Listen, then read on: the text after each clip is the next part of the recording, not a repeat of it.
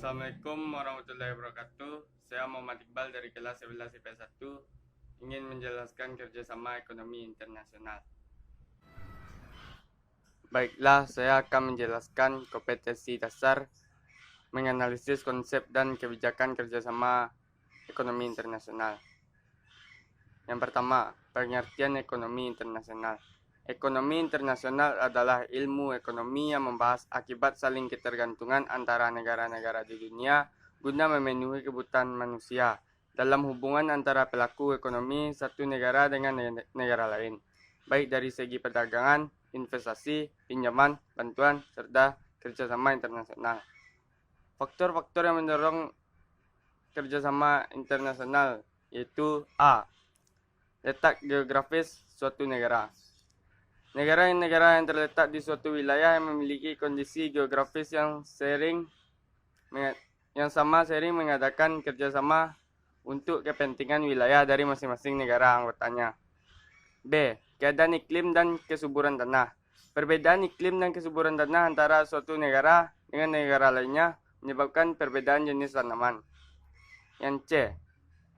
Adanya tuntunan era globalisasi. Proses globalisasi muncul dengan adanya perkembangan ilmu pengetahuan, teknologi, dan komunikasi, hingga suatu negara menjalin kerjasama untuk memenuhinya. Yang D. Keinginan suatu negara untuk mendapatkan dukungan dari negara lain. Dengan adanya kerjasama ekonomi internasional, secara tidak langsung negara yang bekerja sama tersebut akan bergantung satu sama lain. Dan jika ada salah satu yang butuh dukungan, maka sebagai balas budi mereka akan saling mendukung. Yang E. Perbedaan sistem ekonomi. Perbedaan sistem ekonomi di setiap negara, maka dari itu untuk menyatukan perbedaan sistem ekonomi tersebut, negara-negara menjalin kerjasama untuk mengatur sistem produksinya. Yang F. Ideologi dan sistem yang diterapkan dalam setiap negara. Perbedaan ideologi antar negara dapat memicu permasalahan. Permasalahan bisa menjadi konflik antar negara. Untuk meredakan konflik atau ketenangan perlu adanya kerjasama, sehingga tidak pembesaran konflik yang telah ada. Manfaat ekonomi internasional. 1. Meningkatkan pendapatan negara. 2.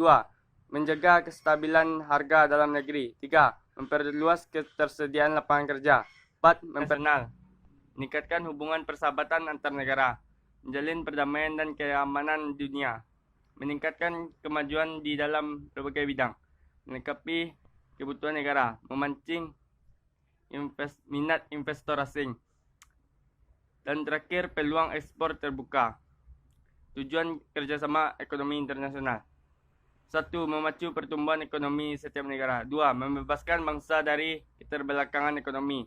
3. Mempercepat pertumbuhan ekonomi. 4. Mempererat tali persaudaraan antar negara. 5.